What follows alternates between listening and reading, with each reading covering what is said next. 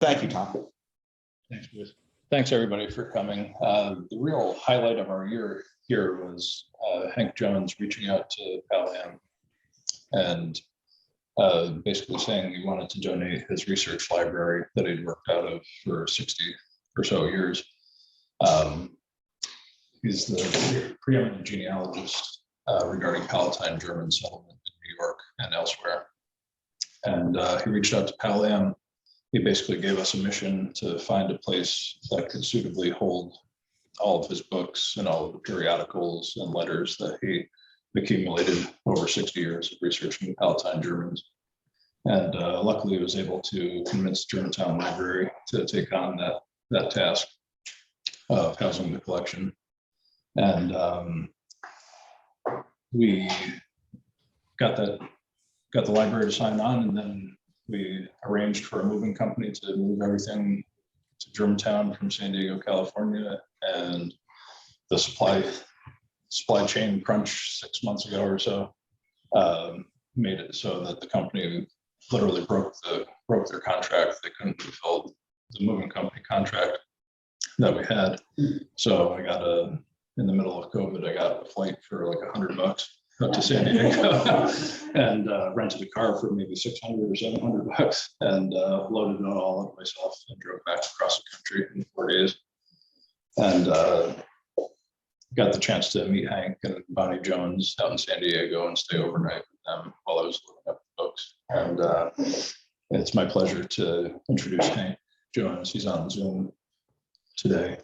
And he's going to say a little bit about the collection, the scope of it, and maybe a little bit of my cross-country adventure to get there. So without further ado, thanks, Hank. Good morning from California, everybody. It's good to be here. I miss my books. I'm bookless. But I'm so pleased it's there now in Germantown. They all are 850 books. I thought it was 850, but it's when they did a cataloging so far of what the books are, including some of the journals, it's about 1,300. And they haven't started yet on organizing and cataloging all the correspondence to Germany since 1960 or so. So that'll take some time to digitize it and everything. I'm so glad that the books came home. That's where they belong. They belong where the Palatines first arrived in Germantown. And I couldn't think of a better place for them. And I'm sort of booked out. I've written, I think, about 13 books, 10 books at least in regard to the Palatines, and then 13 in regard to all my craziness and my show business years. And I just wanted to smell some roses. So it was time to do something with those books. And there they are in Germantown. And my happiest dream is that they're going to really help some people. What I tried to do when I started my project, really, I was a weird kid. I started when I was 8 years old. I'm still weird, but I'm not a kid anymore. I'm 82, turned 82 yesterday. And I wanted to write books that I would like to find in the library myself. And that meant, what is it in real estate? It's documented in everything. It's documentation. That's what I wanted to find, books that were completely documented with sources contemporary with the event. So that's what I did. And over the 60 years I was writing all these things, I collected books about the Palatines, both from Europe and from here. And my dear friend Arthur Kelly has written, as you know, the great Palatine transcript series, carefully transcribing the church books along the Hudson and the Mohawk and the Schoharie area. And I had those here to work from, but I also try to see the originals. And then the main focus of my books is I wanted to find these people overseas. Only about maybe less than 100 ancestral origins of the 847 families that came in 1710 were given in New York records that survive. And so in 1973, I started to look very hard to find each one of them in Germany before they came to New York. And so far, I'm over 600 firmly found, documented in their ancestral villages. And just kind of quickly, little things I ran into off the hop, free association. I found out that to find out about one family, you really have to study all the families they lived near and associated with when they got to the New World. Because if you do that, you'll see the saving grace of my whole project. They rarely came alone. They came with their neighbors and their friends, so often from the same villages, if not the village, the town, the general area. But the payoff was they stayed near these same people when they got here, which makes sense. If you're going to go to someplace, you want your gang, your buddies to stick with you. And that's exactly what happened.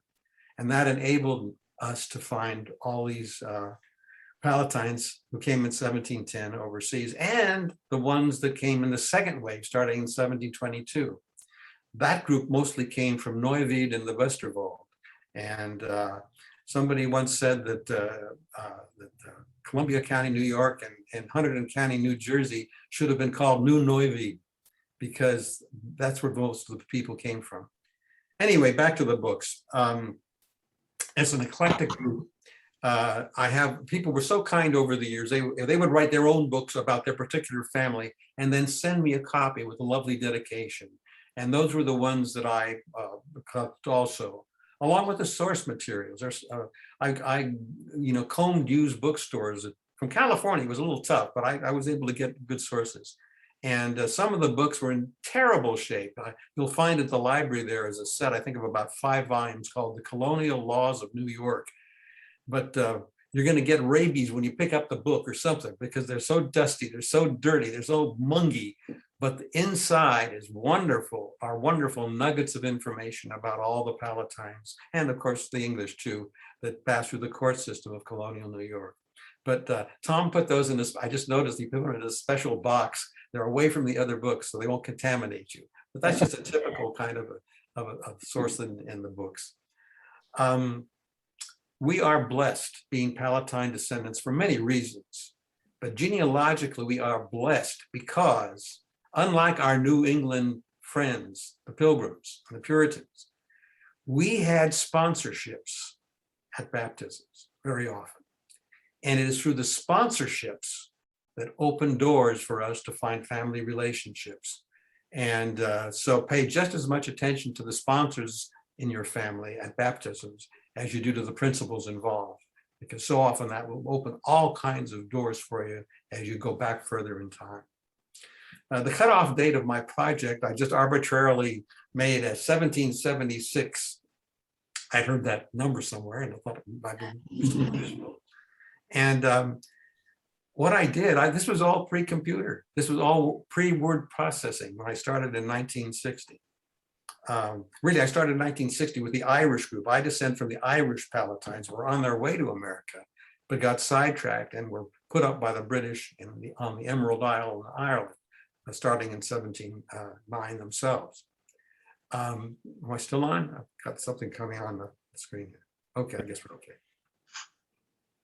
Barbara, you need to not screen share. Is there somehow, can we override that?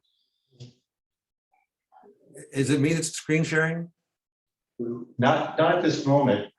I got a sign that says launch meeting. Shall I click that again?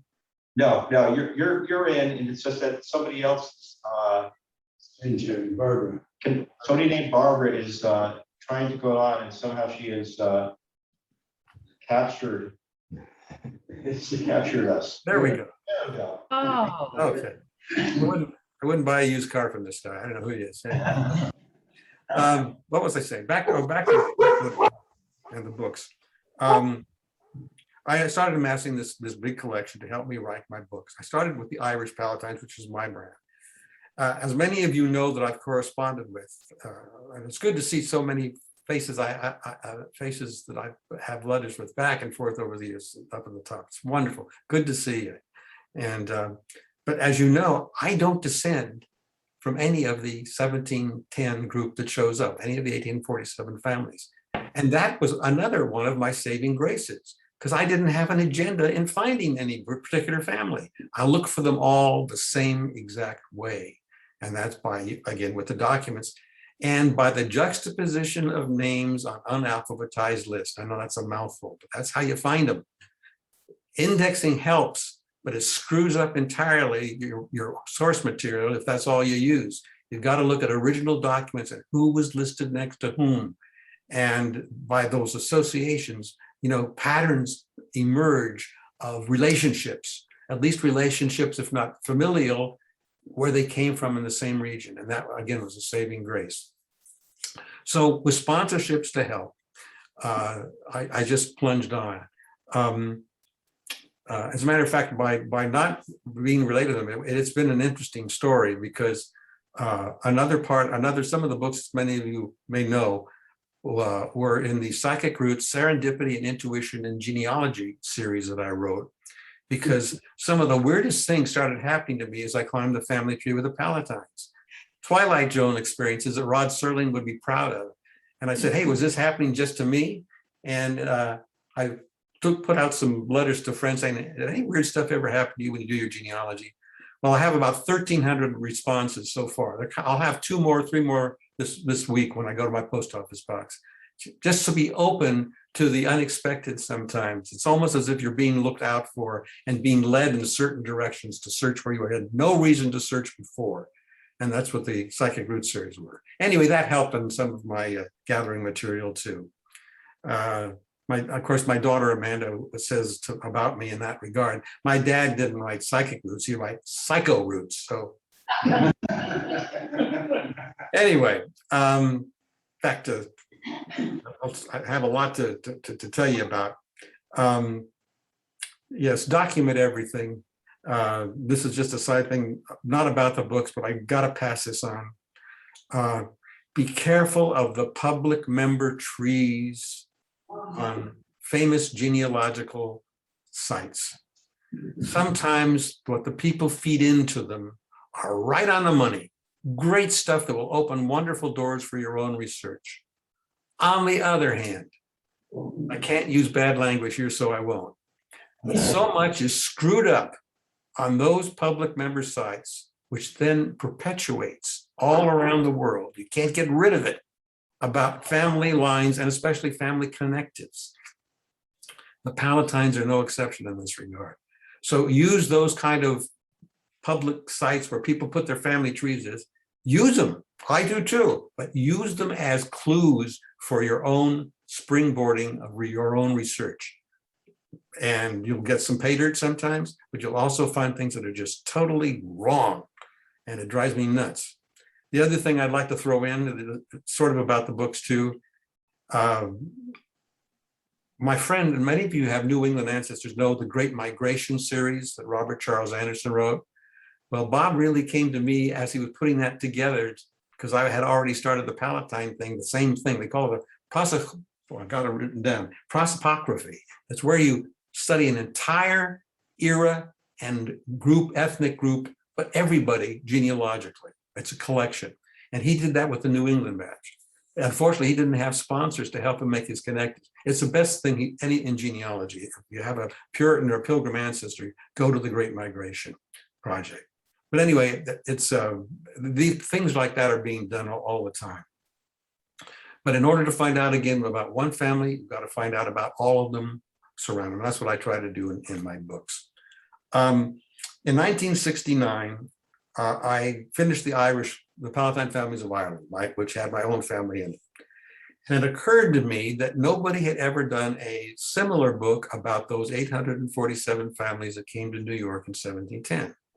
And as an actor and as a singer, I was an RCA recording artist as a singer, and as an actor, I must be in every sitcom in the 1960s and 1970s. I never got to the girl. I was always somebody's best friend. Anyway, worked a lot. But in between those, you have time. You have time to do other stuff. You don't want to wait for your agent to phone and give you your next job all the time. I was lucky because actually Walt Disney found me, and he cast me in the first of the 8 movies I did at Disney. And so that was a wonderful launching pad for my other life. But I've always had 2 passions in my life: genealogy and show business. And so I'm a blessed man. I've been able to do both. So I had the time to do a project about people I wasn't related to other than being Palatines in a general sense. So I started. And what I did, again, before computers, before word processors, you remember family group sheets that you used to write out longhand? That's what I did. For every Palatine couple in New York that came in 1710 and 2 or 3 generations of their descendants, I wrote a handwritten family group sheet from documented sources, church books, census records, wills, deeds, the usual things you have contemporary with the event. And gradually each couple emerged with their whole full story on those family group sheets. It's a wonder I wasn't committed, because this was nuts. I had no idea. I ended up with 15,000 handwritten family group sheets. The one side would be all the church stuff. Flip that family group sheet over. There was all the civil records, court records, census, all the other tax rolls about that same couple. From that documented material, I wrote The Palatine Families of New York, the sequel, More Palatine Families, the 3-volume set, Even More Palatine Families, Western Waldo America with my dear buddy Annette Burgert.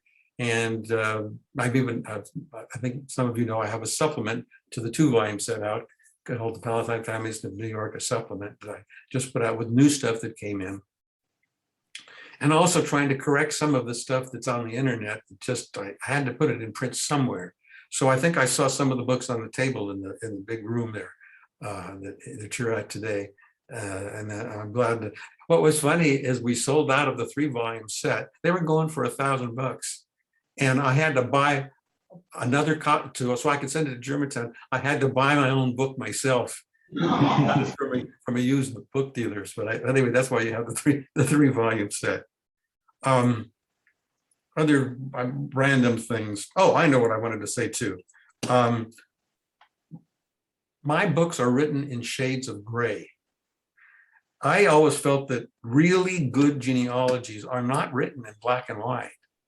They're written in shades of gray. So if you're not sure about something, but you want to include it, you can. What I do in my books is I put an HJ for Hank Jones in parentheses after it. With all the documented evidence I have, I believe a connection goes there. That family belongs there, if that's the right way to put it.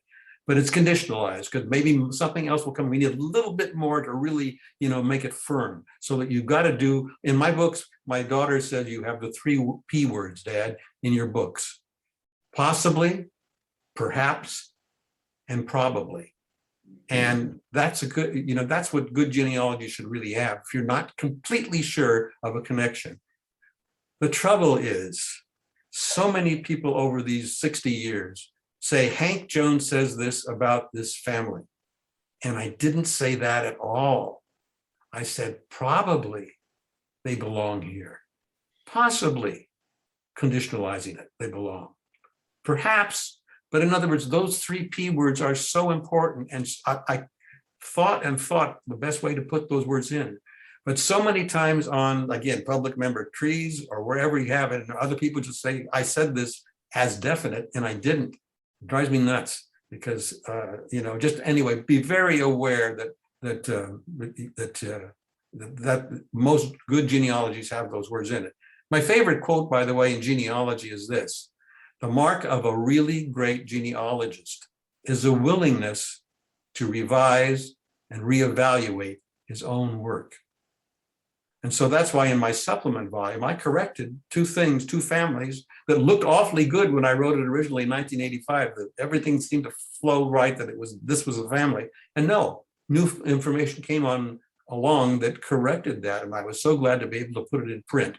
One was on the Fisher family, the Tulpehocken, and I forget what the other one was. But anyway, it's an ongoing process. That's what I meant. Nothing is finite in genealogy. New something or others will turn up all the time to blow your tidy theories right out of the water sometimes. And I have to share a downer with you. When Peter Coldham in England was trying to find more passenger lists for the Palatines at the British Museum and at the Public Record Office way back in the 1970s for me, he said, I've got to show you this, Hank. And he found a note in the files of the Public Record Office concerning the Palatines. It said,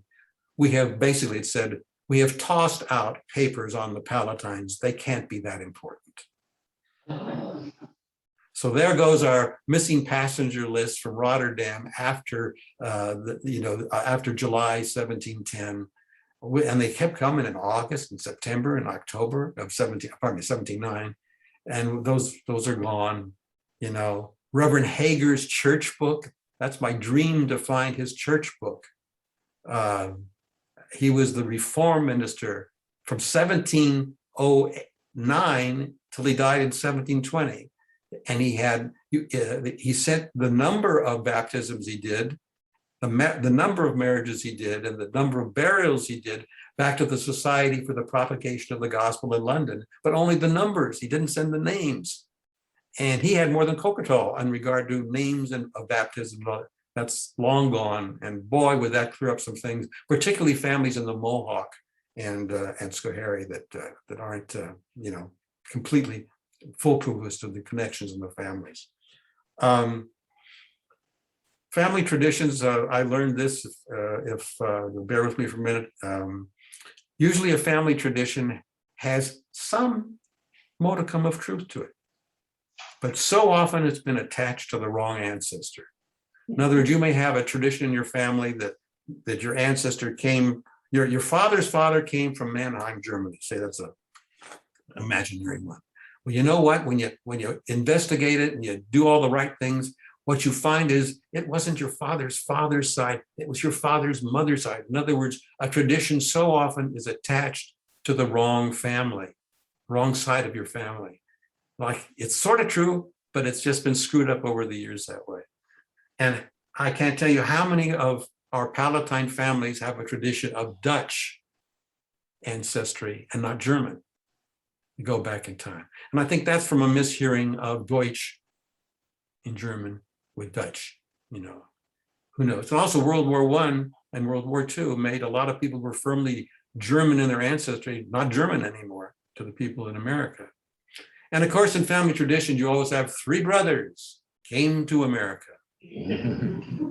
And what you find when you trace that is maybe 3 brothers did come to America, but one goes to Maine, one goes to Virginia, the other goes to, wherever, Pennsylvania. The dispersal. Usually they're talking about maybe the grandchildren of the immigrant. It's very rarely the actual immigrant themselves. Sometimes they do, but in other words, that's one. Of course, all 3 brothers invariably marry Indian princesses. So just be on the lookout for that too.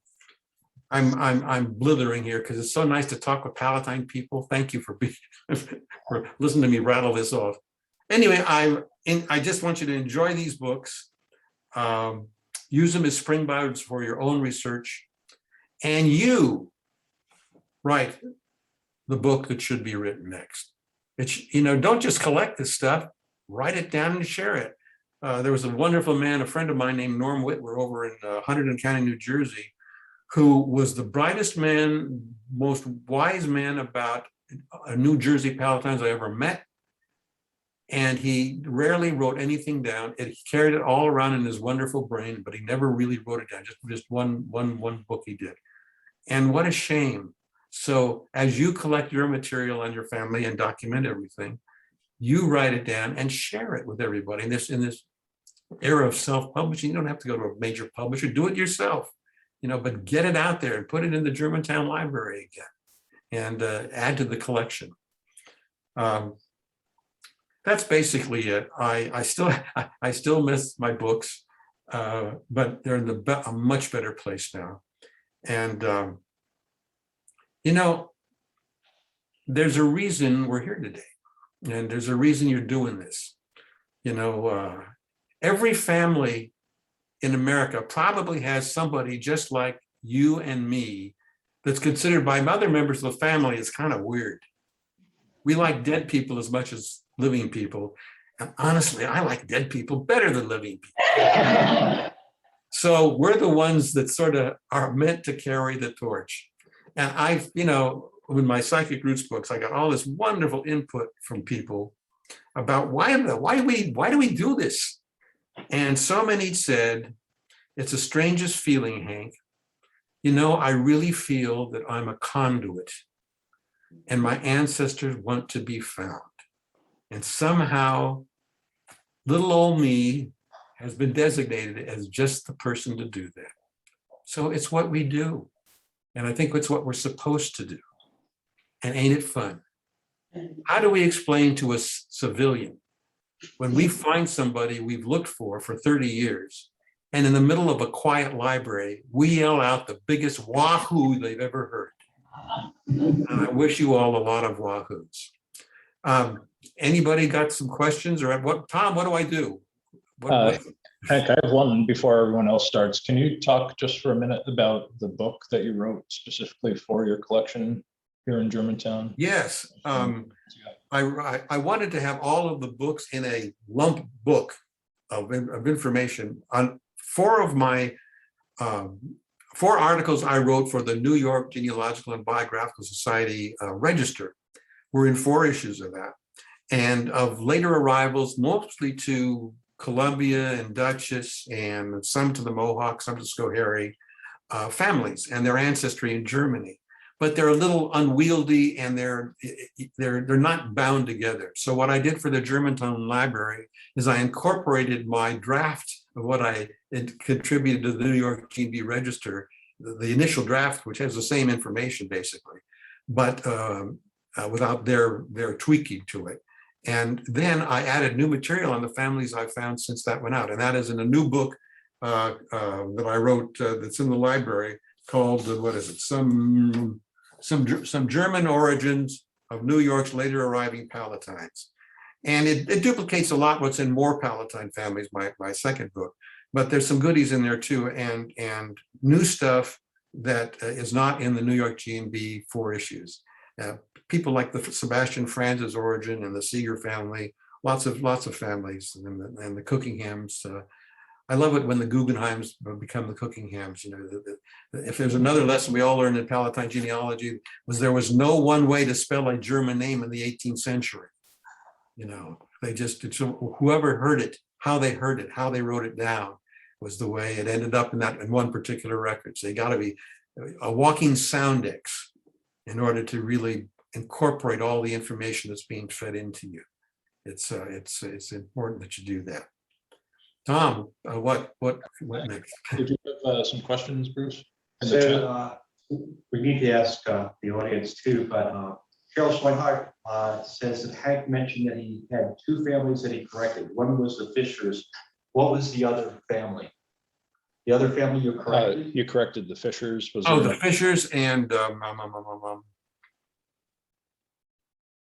I don't recall. Right, you can always write me at www.hankjones.com, and I'll have time to search which families that were. I don't remember. When you're chronicling 847 families as just one batch, it's hard to pull them down. That's another thing about being 82. It really sucks. I used to be able to pull this down really pretty fast, and it's slower now. I still it's there someplace, but I can't do it. Which reminds me, I was lucky enough to be a contestant on Jeopardy in 1986, and this was before the internet. And I went on not as an actor or a recording artist. I went on as a genealogist, and I know I only got on because nobody who was a genealogist on Jeopardy. I was the first one, I guess. They thought it would be clever to put the category on. And Trebek, Alex, I was on 3 days, and he asked you questions each time about what you do. And talk about the genealogy. And he asked me, luckily, what are you studying? And I said, well, my specialty really are German Palatines who came to America in the 18th century. And on each show, I had a chance to talk about them, and which was kind of fun. And so the shows aired. You tape about a month before. And after the first show finally aired, I got from Alex Trebek's secretary, about a packet of about 10 letters about Palatines. And I said, hey, this is fun. So I wrote everybody back. They wanted to know, something about a particular family or where they might go at a library near them to do some research. Second show aired, and I got a carton of mail about the Palatines from Trebek's office. The third show aired, and I got a gunny sack of mail about the German Palatine immigrants with a note from Alex Trebek's secretary that said, Dear Hank, Alex is really pissed off. You're getting more mail this week than he is. The Palatines were very popular even back then. So it's now, at least as a genealogist, too, that's another thing. My wife got off jury duty because they thought her husband was a gynecologist. So at least people know the term now. Have you ever seen a company spend more money on ads than Ancestry? Everybody knows. Oh, that's what I wanted to tell you too. Sorry for rambling. You know, nobody asked me about this stuff in person. This is fun. I just closed a deal and with Ancestry.com, and they have purchased the electronic rights to every one of my Palatine books. And they're going to be up in kind of as a special Hank Jones section on their site. They say by the end of the year. Right now, they're doing a lot of special indexing. I don't understand how they do it, but to make it much more user friendly. So now my books are basically all sold out. And like the 3-volume set is really a dinosaur. Nobody puts books like that out anymore. Too expensive, and people go, you know, they go to the internet where they think they get things for free, and you know, everything is right on what they get. But anyway, so every one of my books will be available on Ancestry if you're a member, hopefully by the end of the year, and hopefully well indexed by then. So I'm happy about that, because that also means my work will endure, and the legacy goes on, and so hopefully that'll be good. Yeah, Tom. And I want to tell you about Tom, by the way. He's shorter than you, right? He showed up at our house in San Diego, having taken an all-nighter, I think. And the point was, he came in and we talked, we gave him some lunch. Well, he didn't crash. He went right to my upstairs library and started packing books. This was after a cross-country flight. He had to stay in Poughkeepsie the night before just to get to Kennedy so he could fly. Was it Kennedy, Tom? I slept on the floor at JFK. Oh, you slept on the floor. Well, good. But anyway, he gets to San Diego and he packed all the books in a van he'd rented himself. Tom is not a small man, by the way. He can handle all this stuff, and loaded them up. They just fit barely. And then he drove them through the snow and the sleet. And I think in one of the Pal Am newsletters, he wrote some of the experiences.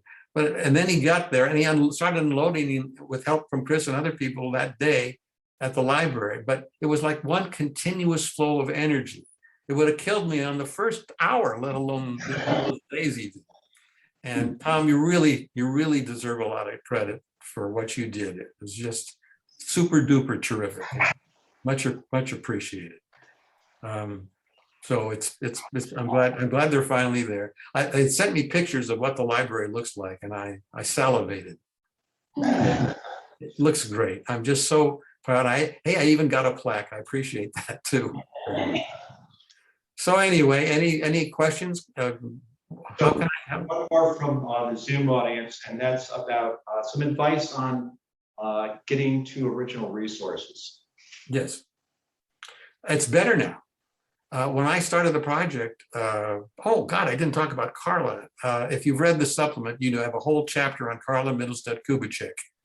The lady I found, I auditioned German genealogists of repute to look for 847 families for me, village to village, just before they were microfilmed. They had to go to the village.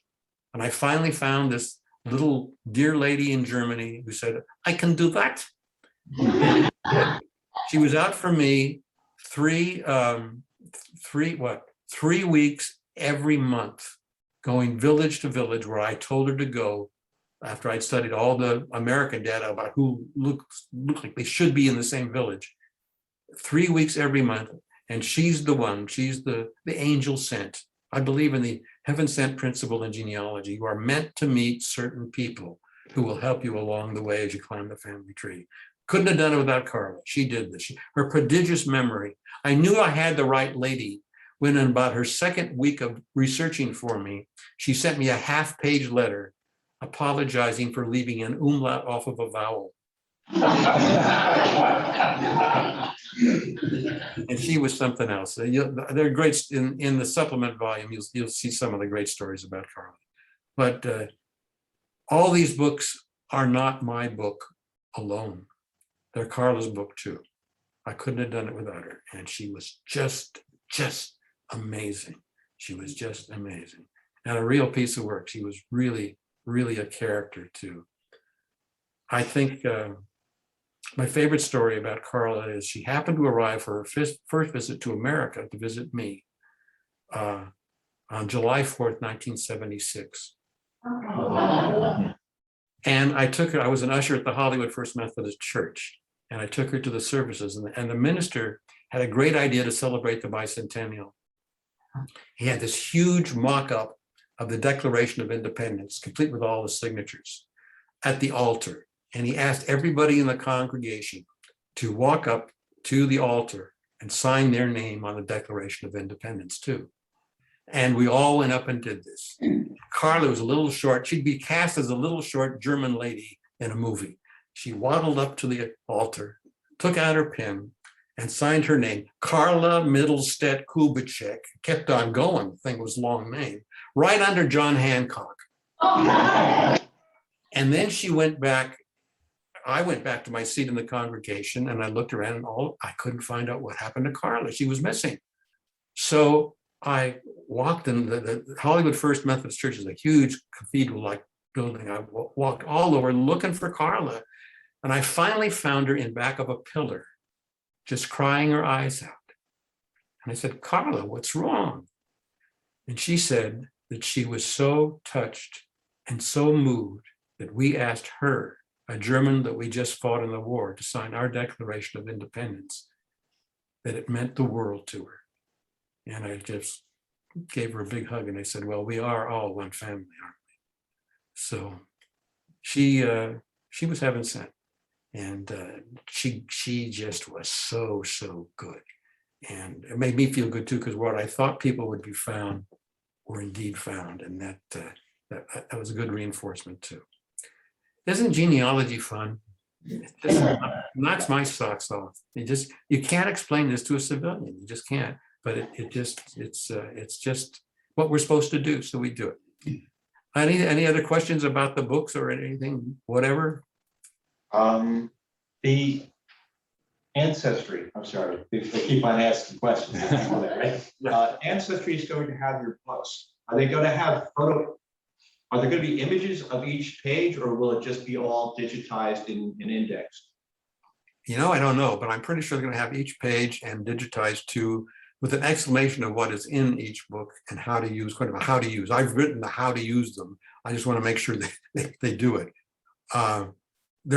It's like Bob Anderson has The Great Migration, for New England. And Ancestry is talking about calling this the Great Palatine Migration. So it'll be a corner of ancestry.com, which would be just great. And I hope eventually they will incorporate some of Annette Berger's books on Pennsylvania and dear Annette, she just passed away a couple of years ago. And it'll be like a Palatine corner of Ancestry, which would be great. And a friend of mine just went to the library in Salt Lake City, that was closed because of the pandemic. And I asked, well, what's it like? What have they done? And she said, it's like Borders bookstore. It's like they almost give you coffee and you're in easy chairs, and everybody has their own little corner of the library, complete with, duplicating machines and fit microfiche, microfilm readers, digital reader. In other words, you're in your little nook and cubbyhole. It's sort of like what we dream about heaven's like. It's great. So anyway. I think Gary had a question. Yes, yeah. Can you tell us some of the experiences Carla had when she went to a church and asked for the records? I remember. Well, she had a lot of people would not. A lot of the deacons, a lot of the pastors at these churches. First of all, nobody had seen anybody like Carla ever show up and want to see not records maybe for 20 years previous. These are people, 300 years before and further back if she could find them. And she would find people who would be so gracious to her, but she would also find people who would not show her the records because she was a woman. and chauvinism reared its ugly head. And there wasn't one record Carla tried to see that she didn't get to see. She was great. She would, if that would happen, she just would steel herself and she would go to the guy's bishop above him and read the Riot Act and eventually get to see those records. She went to one, I think it was at Heilbronn, and had made an appointment to get to see the archives. It wasn't a church, it was an archive. And got there, made the appointment, 3 months before, knocked on the door, and the little guy peered out of the door that was in there, the archivist, said, "I'm sorry, we're closed, we're having painting done." And Carla said, "I made an appointment." Sort of like Colonel Klink on the TV show. "I made an appointment. I will see the records and you will let me in." And the guy was so scared, he not only let her in, but he gave her bread and cheese and a coffee while she was looking at the records. So that's the kind of stuff she did. That's the kind of stuff she did all the time. And what she was really good, I would tell her where to look for who, but it was a general sense, because Carla, that would be limiting her. If I told her to look for the Bellingers at Langenselbold, which was where we found them among other nearby villages, Rodenbach too, I think it was.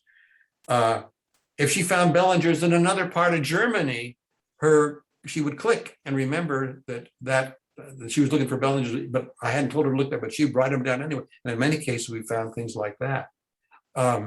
It was great. We finally, on a personal level, it was great. We finally found Valentine Bressler, who comes in 1710. And Valentine Bressler was interesting because he sort of disappears from New York real early. And he shows up in Cecil County, Maryland in 1720, which is really early for a split from a New York Palatine. And then he heads down south, the family does. And Valentine Bressler, the name ended up being Presley. And my first movie I ever made before I got to Disney was with Elvis. Elvis always thought he was Scotch-Irish and he would be blown away that he was sauerkraut-eating German. So that was fun. And another example too, a rambling Hank is going on here. Don't find what you're looking for before you find it. So many times, and I feel guilty of this sometimes, it's the journey that's more important than the results, because the journey verifies that the results are right. The biggest surprise, I guess, of the 847 families to people who lived in the Shenandoah Valley of Virginia was that Yost Haidt, the baron of the Shenandoah Valley that supposedly led his own fleet of ships over to America because he was a baron in Germany and became basically a baron in Virginia. He was a friend of Washington and owned all this land in the Shenandoah.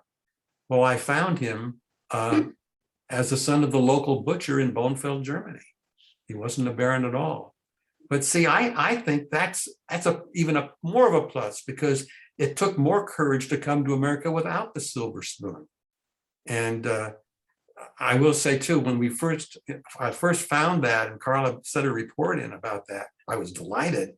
But then I started sharing it with the Haidt Family Association. And some of the older members of the Haidt Family Association, there was one little old lady in the Shenandoah Valley that tried to have me arrested. I'm not kidding, for sending obscene matter through the mail, because her ancestor was a baron and not the son of a butcher, pardon.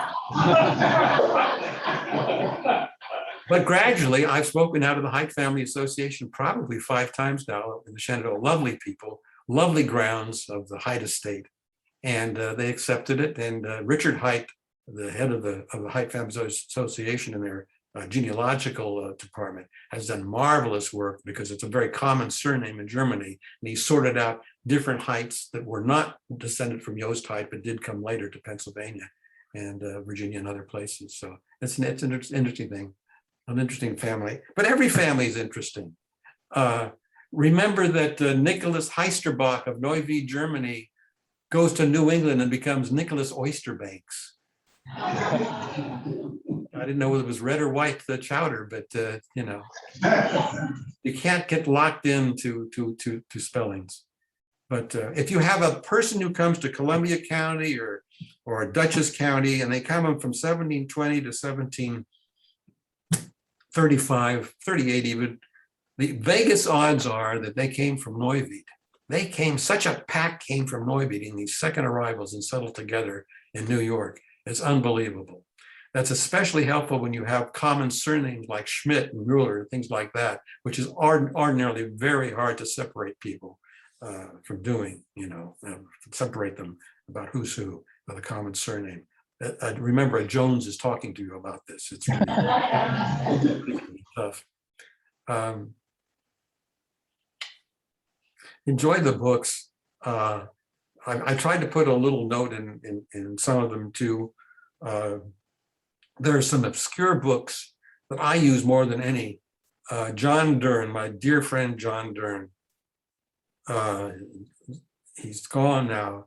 He wrote a book called The Albany Protocol, collecting Pastor Birkenmeyer's protocol books about what was going on in the Palatine community, Lutheran community around him along the Hudson in the 1750s and 40s and 30s.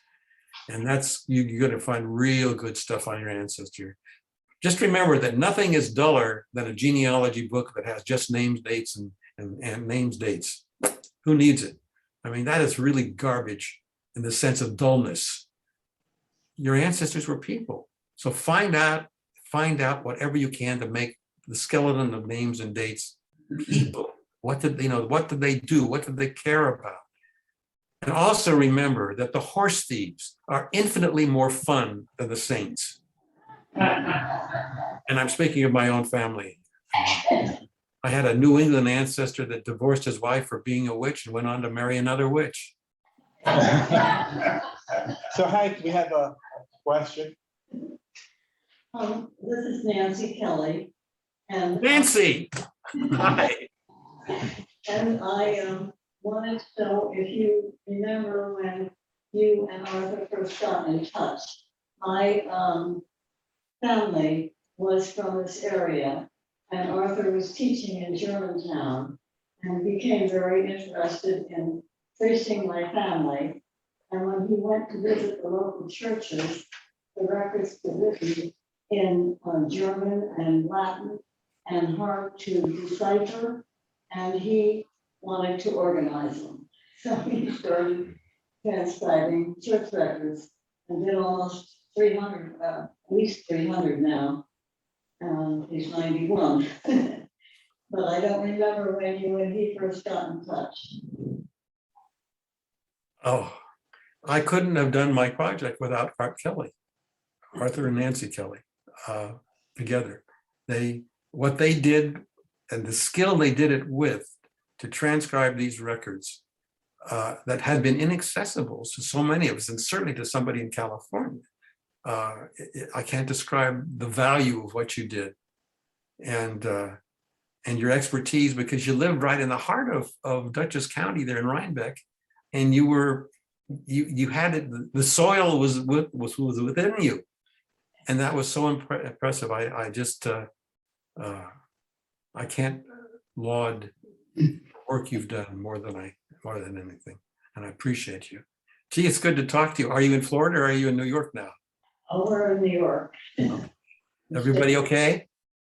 And everything is okay, but moving a little slowly. Well, I'm glad you're there. I'm glad you're there. I know I was here when I first got on this morning, and the two Barbaras were talking together, and I was just putting things together on my end. And that's what genealogy is about, the camaraderie, what are you doing? Just back and forth. You meet the best people doing genealogy. And that's the other wonderful side effect I think we have. It's, you're going to find people that you think you've known all your life. Maybe, who knows, maybe you have. It's the other wonderful, wonderful blessing about genealogy. And Tom, you're in the will. I love you, I hope you like a lot of Disney VHS tapes.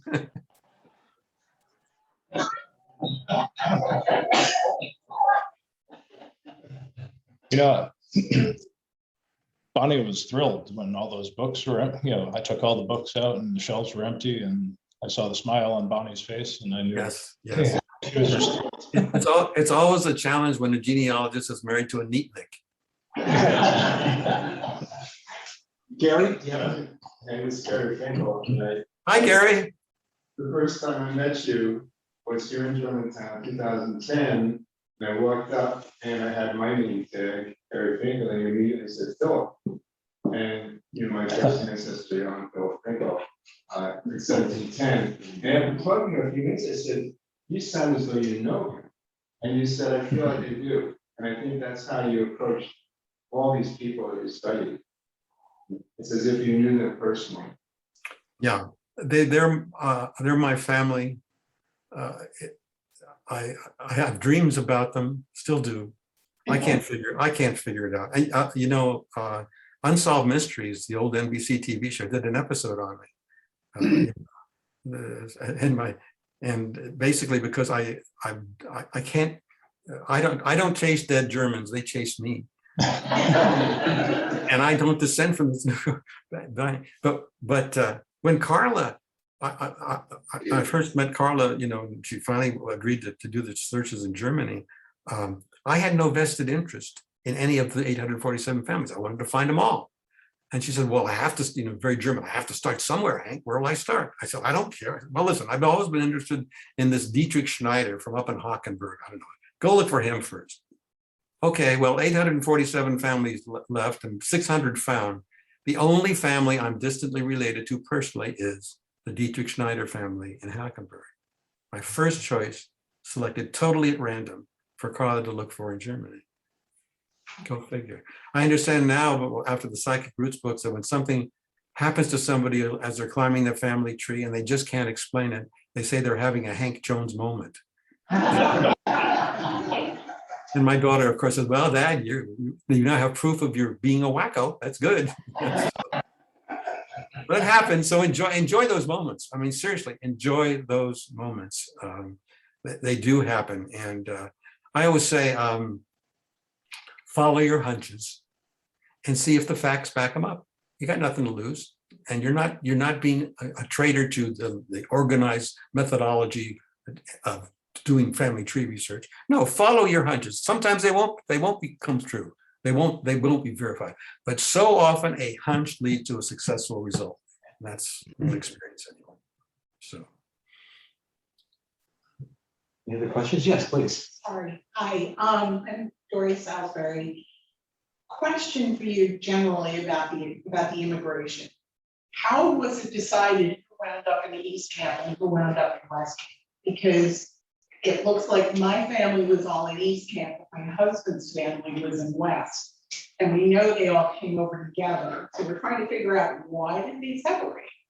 Yeah, I don't know. Could it I don't know that, and I've seen that happen. I don't know. Sometimes it's almost like they're trying to confound us with things like that. But that is usually the exception. For instance, one way I found in my new supplement book, the Johann George Schmidt, who starts Schmidtsdorf in the Schoharia eventually, was that he kept hanging out with the Herkimer family, as people from the county's name, when they first got here. And but they did stay together, and on the Hunter list, on the alphabetized Hunter subsistence list, they're listed together continually, and they found them at Sandhausen in the same village there in Germany. There are real seed beds of people, of origins. Langenselbold is one. Neuwied in the Westerwald is amazingly one. Unter Oersheim, Wattenheim, Lehman, Waldmoor, Dunsweiler. These are all villages where it's almost like the village picked up and left. And that isn't literally true, but it's close to in some cases. That was one of the reasons the government tried to stop immigration, was that the people were literally closing down the villages and leaving in 1709, which of course was the worst winter they'd had in recorded history for years, because supposedly birds would be flying and freeze midair and fall to the ground. So who wants to stick around to that kind of thing? And but the government, of course, would lose then any revenue coming in from these peasants, and that's another thing. So often people have this tradition that the family was a noble one in Europe and came over, and the fourth son decided to come. The fourth son of the nobleman decided to come to America and live, and that may be there may be, but I will just say this: in my 60 years of tracing Palatines, I haven't found even a tinge of nobility, of literal nobility. They all are noble of character, but literal nobility in any of the immigrants I found. None. They were the poor Palatines. That was what they were called by almost everybody.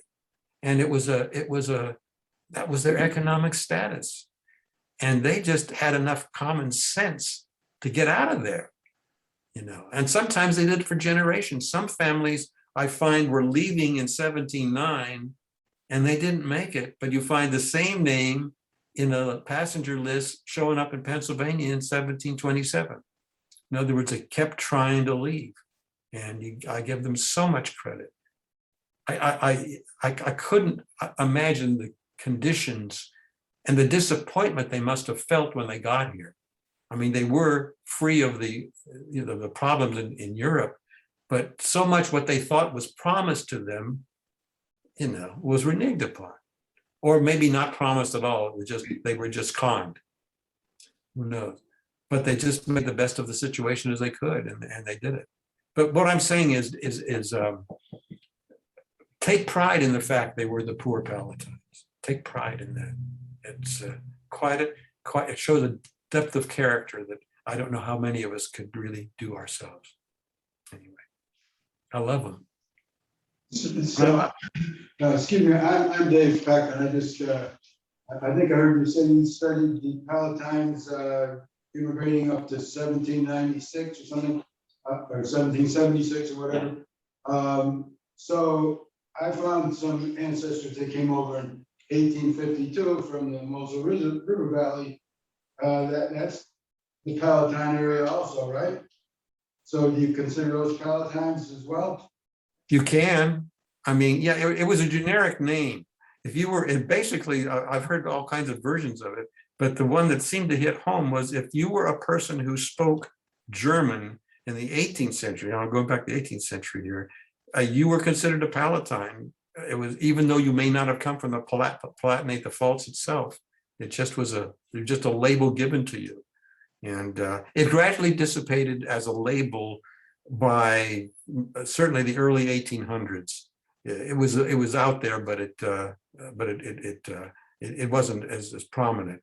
But again, some of the churches were still called Palatine churches into the Kelly. Arthur and Nancy would know this better than me, but Nancy, what are your thoughts on that? Because you're more in touch with that sort of thing. You there? Be considered Palatines if they were in the 19th century. How long did that last in the area, as just changing from just calling them Germans, but still but still lingering in some cases to the name Palatine? I'm not familiar with any 19th century people being considered Palatines associated with our. I have one more little thing I'll mention about that. I discovered my ancestor from Colham on Mosel River Valley coming over in 1852. So I decided to go over there and see what I could learn about them. And so I put out a little blog saying, does anybody speak English in Germany that could help me with it? And somebody said, oh, you should contact Ursula Buchholz. I don't know if you ever heard of her. Anyway, so she got back to me and said, yeah, I could help you. I actually even work at the archive in Trier. And so before that, I had decided I would just go over to Germany and try to meet people with the same last name I was looking for. And if you look up telephone book in German, you can put a name there and it'll tell you the names of people that have the same name within a certain distance of the center of the town and how far they are from the town. So what I did is I went on Google Translate and I wrote up a little blurb that I would use when I went to the person's home. And I sent that to her and she said, well, if you don't want people to laugh at you, you better take my translation. And so I went over and I met some people by the same name who were vintners on the hills of the valleys in the Mosel River Valley. Anyway, it turned out very nice, and I met several people with the same name. They would look at my little translation, invite me in, and say, "Oh, an ancestor, a relative from America, come on in." And they would open up albums and show me things. Anyway, but I never was able to verify any of them. But the name was unusual enough that I think they were probably related. Yeah, that's great. By the way, if so many experiences have been shared over the years with me about when people who are descendants of the Palatines finally get to go to Germany and go back to their ancestral village. And all I can say is, if there's a common denominator, people put it as best they could. It says, I felt like I was home. I felt like I was home. And a sense of belonging there is not unusual. So if you haven't done it yet, do it. And it's a great feeling. It's a great And a feeling. lot of them look similar. So speaking of family, one of the people that's joining us via Zoom is Carolyn Hill, I'm hoping to pronounce her name. And she's with the Irish Palatines in Canada. I think that there's a lot of them up in Ireland, up in Ontario. We got a chance to meet some of them when they came to Saratoga. But in any case, her particular question was about your family and how your children feel about their Irish Palatine connection. Or are they of interest to them? Or have you bored them like I do with my children? Well, the Irish Palatine, Carolyn, has put out, in part of the Irish Palatine Association Journal, a definitive and much needed transcription of the 1709 London Census of Palatines. That is just amazing, and everybody should get a hold of that. I think, Gary, I think there's, you've run things already with your communications with the group about this, and she's wonderful. She's written wonderful books about the Palatines in Ontario, and the Irish Palatine Association is a thriving group. Austin Bovenizer back there, and in Rathkeil.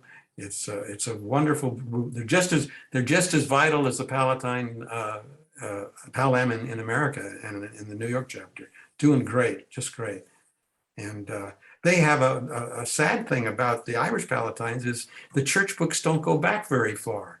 They start at Rathkeil, where the bulk of the County Limerick people settled. You only go back to 1742. And the Cokertall records that we have in New York start in 1708. So we've got 30 or 40 years on them to make connections. But they still do as well as they can with the limited amount of church material. So it's what's neat is there's and with the international thing going on with German research, well, any European research, everybody's got a new cubbyhole they can go to find out more about their particular ethnic ancestry. It's terrific. It's terrific. One thing I really noticed, I did 50 years of seminars around the country, and what makes me really happy is genealogy in America is no more a white bread proposition. I now, when I speak, at least I haven't spoken for 10 years, but up until that time, the ethnic mix is just terrific with Latinos, African Americans. We just elected our first African American fellow to the American Society of Genealogists. Only 50 of us in the world. About time, and it's great. There's no ethnic group that now is being slighted. And it's long overdue, and it's reassuring. I once saw a license plate, 2 license plates on the same day, and one said, "We are one," and the other said, "I am you." And I thought that was pretty spiffy. It's true. Well, Hank, thank you very much. We have many messages from the audience. Am I cutting anybody off? Can you have a question? But thank you, I think he promised us he was gonna give us 15 minutes. And I think we got more than our money's worth here. Next time, bring me a muzzle. No, we enjoyed it very much. Thank you very much. And thank you for taking the books and giving them such a wonderful new home. It means the world to me. Thank you. Thank you. Thank you. It was a great opportunity for us to do something that was bigger than just a New York chapter. But again, thank you. And hopefully this will not be the last time that we're in touch with you. Great. Thanks again. Take care. Thank you. Thank you, Uh, Mr. Jones.